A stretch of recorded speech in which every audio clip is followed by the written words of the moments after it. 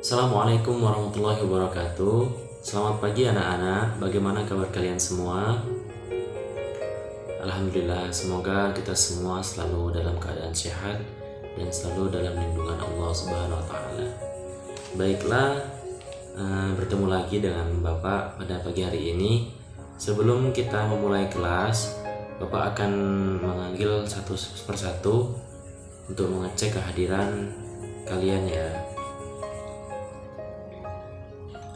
Baik, alhamdulillah semuanya hadir dan semuanya sehat ya.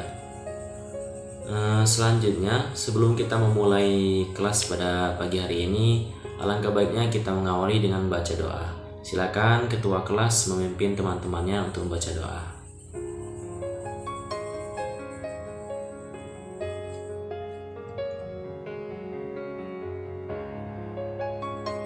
Baiklah, langsung saja kita lanjutkan ke pembelajaran kita pada pagi hari ini. Ada yang tahu, ada yang masih ingat materi apa yang akan Bapak jelaskan pada hari ini? Ya, benar sekali, yaitu tentang cerita fantasi. Sebelum kita memulai pembelajaran, di sini Bapak akan menyampaikan tujuan dari pembelajaran kita pada hari ini. Tujuan dari pembelajaran kita pada hari ini yaitu setelah mengikuti kegiatan pembelajaran ini, siswa dapat menceritakan kembali dan menentukan unsur-unsur dari cerita fantasi. Langsung saja, materi kita pada pagi hari ini yaitu tentang cerita fantasi. Ada yang tahu apa itu cerita fantasi? Ya, benar sekali. Jadi cerita fantasi adalah sebuah cerita fiksi yang bergenre fantasi atau dunia imajinatif ciptaan penulis. Pada cerita fantasi, hal yang tidak mungkin dijadikan seolah-olah biasa. Tokoh dan latar adalah ciptaan penulis dan tidak ada di dunia nyata. Jadi cerita fantasi itu yang pasti itu adalah khayalan ya, bukan yang benar-benar terjadi di dunia nyata. Itu adalah khayalan dari sang penulis. Contoh dari cerita fantasi ini seperti yang sudah kalian sering tonton mungkin, seperti Spider-Man, terus Harry Potter itu dan masih banyak lagi ya. Yang pasti cerita tersebut memang tidak ada di dunia nyata dan cuman imajinasi. Selanjutnya yaitu ciri umum dari cerita fantasi. Yang pertama itu ada keajaiban atau keanehan. Seperti yang Bapak jelaskan tadi, contoh dari cerita fantasi ada keajaiban dan keanehan. Seperti cerita Spider-Man yang bisa terbang sana sini, bisa memanjat. Itu kan memang aneh ya, tidak mungkin ada di dunia nyata. Yang kedua yaitu ide cerita. Ide ceritanya itu sangat terbuka dan sangat luas. Selanjutnya yaitu menggunakan berbagai latar. Jadi latar yang digunakan itu sangat luas ya, lintas waktu dan tempat. Selanjutnya yaitu tokohnya atau pemerannya itu unik. Jadi pemeran dalam cerita fantasi ini pasti unik. Ya tadi ya sudah Bapak jelaskan, seperti Spider-Man kan tidak ada di dunia nyata. Jadi itu sudah pasti unik dan mempunyai daya tarik dari penonton ataupun pembaca dari cerita fantasi. Selanjutnya bersifat fiksi. Nah, ini sudah pasti karena cerita dari nama ceritanya pun sudah fantasi, yang pasti tidak ada dunia nyata dan hanya imajinasi. Yang terakhir yaitu bahasa. Bahasanya juga sangat imajinatif. Yang pasti cerita fantasi tidak menggunakan bahasa yang formal. Baik, lanjut ke materi berikutnya yaitu jenis-jenis dari cerita fantasi.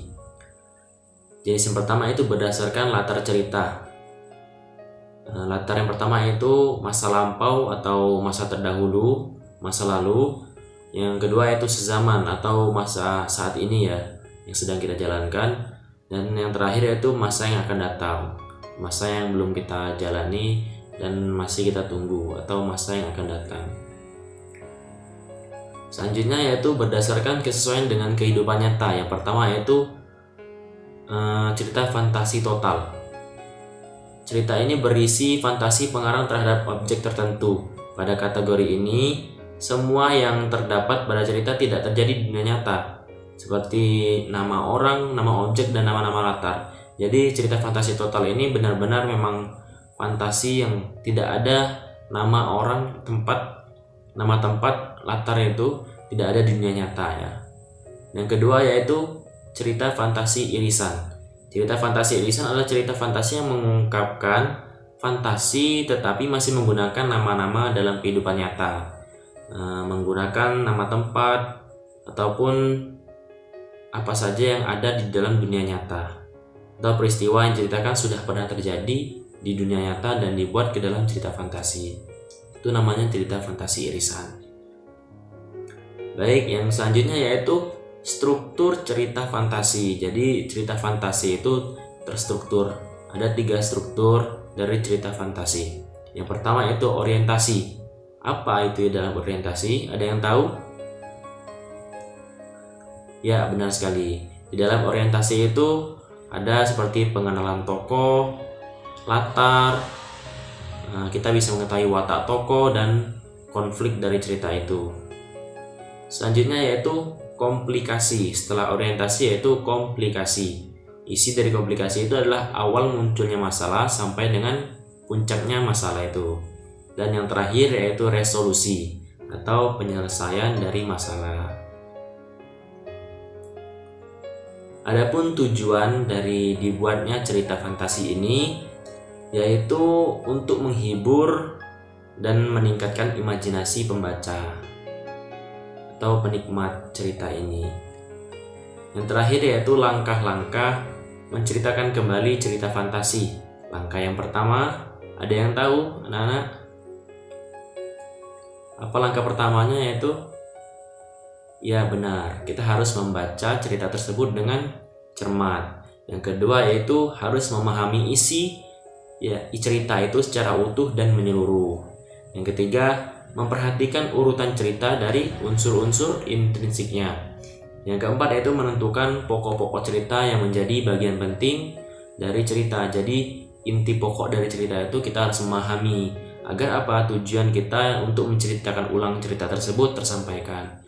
Ketika ingin menceritakan ulang, kita sudah tahu pokok-pokoknya, itu akan mempermudah ya. Selanjutnya itu merangkai kembali pokok-pokok cerita. Nah itu, setelah kita mengetahui dan memahami inti pokok, maka kita akan merangkai kembali pokok-pokok cerita tersebut secara urut dan lengkap. Nah yang terakhir, langkah terakhir adalah tujuan kita yaitu menceritakan kembali cerita fantasi. Nah sekian, mungkin anak-anak ada yang ingin ditanyakan dari materi yang sudah Bapak jelaskan tadi. Ada yang kurang jelas, boleh ditanyakan. Baik, alhamdulillah jika semuanya sudah paham. Seperti biasa, di akhir pembelajaran Bapak akan memberikan tugas kepada kalian agar kalian tetap belajar di rumah. Nah, tugasnya ini kalian Bapak tugaskan untuk mencari satu saja contoh cerita fantasi. Kemudian kalian tentukan unsur-unsurnya seperti rangkaian peristiwa yang dialami tokoh, latar cerita, kategori berdasarkan latar cerita, kategori berdasarkan sesuai dengan kehidupan nyata, dan yang terakhir itu nama dan watak dari tokoh tersebut. Nah, kemudian setelah kalian menentukan itu, di pertemuan selanjutnya Bapak akan mencoba salah satu ataupun beberapa anak untuk menceritakan kembali cerita fantasi yang sudah kalian kerjakan di rumah. Bisa dimengerti anak-anak? Baik, mungkin cukup sampai di sini saja pembelajaran kita pada pagi hari ini. Kurang dan lebihnya Bapak mohon maaf. Tetap semangat belajar walaupun dalam kondisi sekarang ini. Jangan sampai kalian tidak semangat untuk mengerjakan tugas, karena ini adalah kewajiban kalian sebagai siswa. Mungkin itu saja Bapak akhiri. Assalamualaikum warahmatullahi wabarakatuh. Selamat bertemu kembali di pertemuan berikutnya.